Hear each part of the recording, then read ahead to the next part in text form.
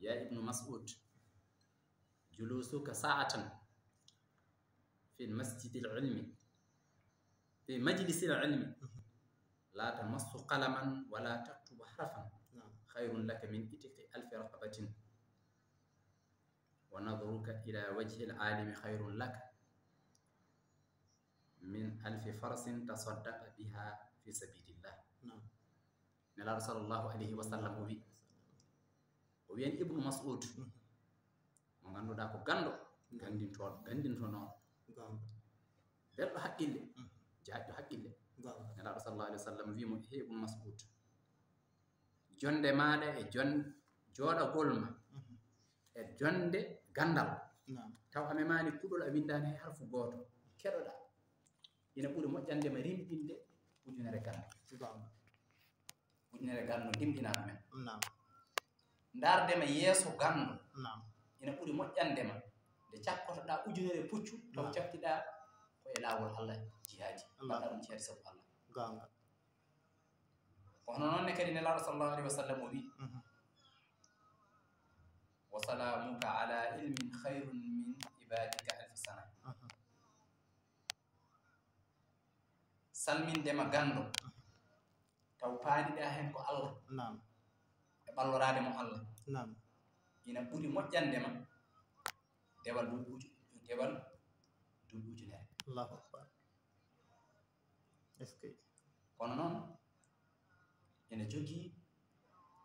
hikma muɗum faqihun wahidun mutawarri'un ashaddu ala shaytani min 1000 abidi muttahidin jahilin wari'in. Neɗɗo mo ganduɗa ko fiqiyanke goto tan gaynitiɗo curiɗo deniɗo paamɗo sharia ina ɓuri sattude lorrude cheydani e ujunere dewowo Allah tinniɗo taw ko majjuɗo e ko lorrata cheydani. Allahu akbar. ɗum ko martaba gandal. Neɗɗo goto gando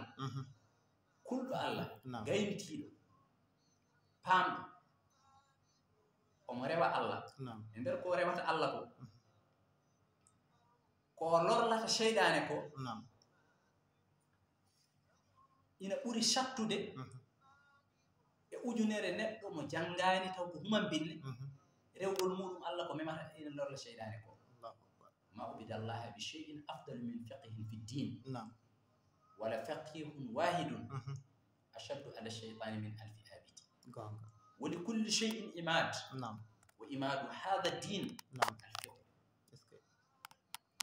fas'alullaha ahla dhikr fas'alu ahla dhikr in kuntum la ta'lamun. Kongol Allah subhanahu wa ta'ala. Nelaɗo sallallahu alaihi wa sallam Allah rewiraka hen hunde ɓurde moƴƴude ko wiyete fiqhu sharia ala fof ko Allah rewiraka ɓurde moƴƴude ko wiyete fiqhu e nder diine. O wi sabu fiqhiyanke goto ina ɓuri sattude lornude cheydani e ujunere neɗɗo dewowo Allah mo wona fiqhiyanke mo wona ganduɗo Allah. Sabu kala hunde ina jogii imat woni dosgal o wi o dosgal oɗo diine noon ko fiqhu fasalu ahla dhikri kuntum la ta'lamun. So tawi on ganda namdode anduɓe ɓe gandi noon ko ganda.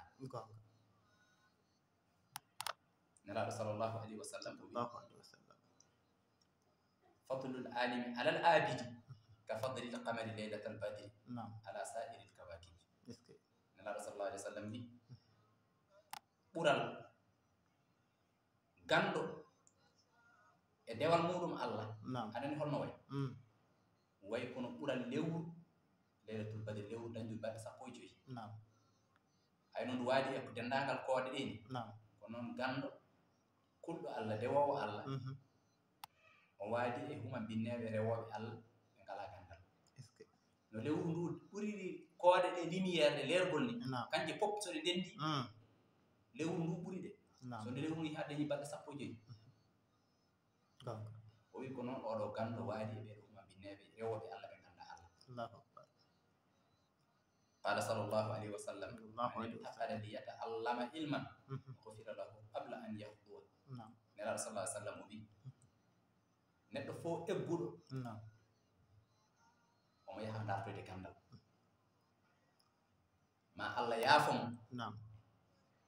ko adinde o taaboto omo yaha janngoyde est-ce que neɗɗo immiɗo dartoyde gandal sabi Allah nam gandal Allah ko adinde omo taabo nam ma Allah yaafomo dendangal bakkutuji Allahu akbar est-ce que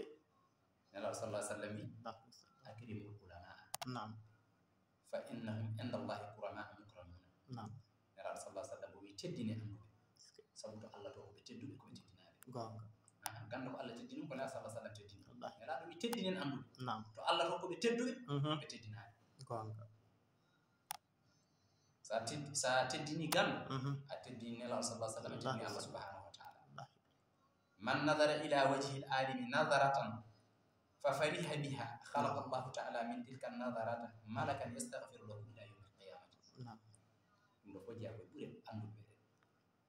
ɓe nelaɗo sallah sallam jantima sallam nelaɗo sallah sallam o wi man nadara ila wajhi l alimi nadaratan nam kala ndaarɗo yeeso ganndo ndaarande fa fariha biha welti e nden ndaarande o ndaari ganndo o khalaqa Allahu taala min tilka nadarata malakan yastaghfiru lahu ila yawmi alqiyamati est-ce que ma Allah tak e nden ndaarande nde o ndaari ganndo o welti ma Allah tak hen maleyka nam maleyka o ina umsinanoomo bakkatuji makko nam ha yawma alqiyamati Allahu akbar nde wonno neɗɗo seerata e wadde goofol wallahi e bakkontinde